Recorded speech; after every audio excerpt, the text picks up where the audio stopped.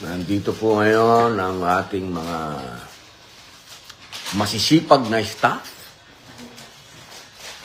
na kahit na anumang kaguluhan ay nandito pa rin. Mga magagaling mag-abono.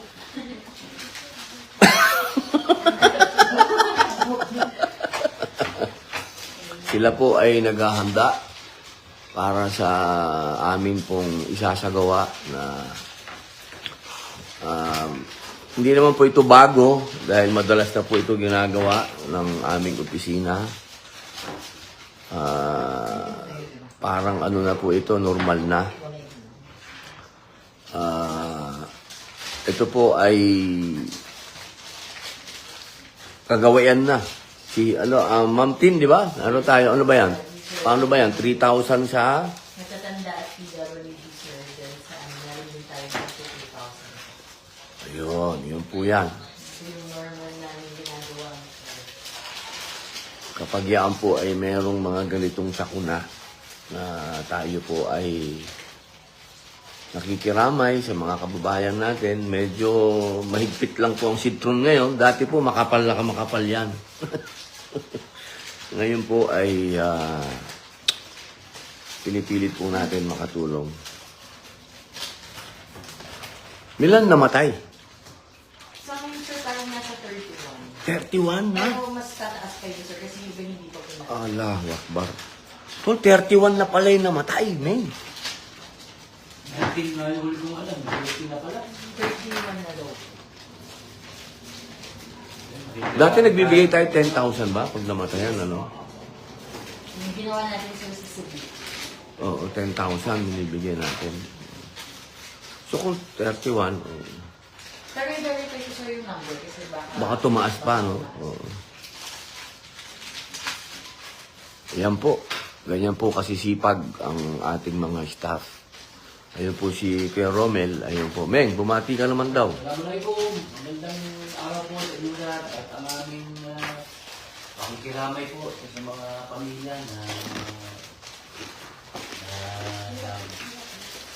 nadaanan po ng mga lindol at naman sa mga naapektuhan nandito po ang opisina. Abot ang aming makakaya ay amin po ay tulungan. Yan po. Si Kuya Romel na lagi pong nandito yan sa opisina. Basta may sakuna, nandyan na po yan. Yan na po ang nakatutok. Malaman natin ano, kung ilan talaga. Yung sahid, ang tawag natin dyan, tol. Martir yan. Pagka ganyan na kalamidad. Yun lamang po. Kung ano man po yung kaya natin mga kababayan ko na maitulong sa mga kababayan natin po sa Mindanao. Kung ano man po yung pwede nating yung dasal. Number 1 po yan, dasal. Pakikiramay natin. Napakahalaga po niyan. Ito pong ganitong klaseng operation, pangatlo lang po ito. Pinaka-importante po ay yung dasal natin. Yun lamang po, maraming salamat po. Kaya kung meron po kayong sobra dyan, o gusto nyong isakripisyo para sa ating mga kababayan, gawin nyo na po.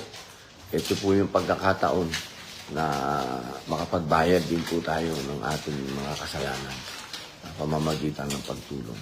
Maraming salamat po. O, tinatanong yung mga pangalan ninyo, sasabihin ko ba? Baka naman. Ito, madalas nyo na mapanood ito eh. Anak po yan ni Kuya Royet. Ito naman po si Jen, anak ko yan. Ito po, anak din ni Kuya Royet ito. Ito naman po si Tin, anak po ni Digong yan. Oo, yan po ang mga original natin. Po. Okay, maraming salamat po. Salamat po.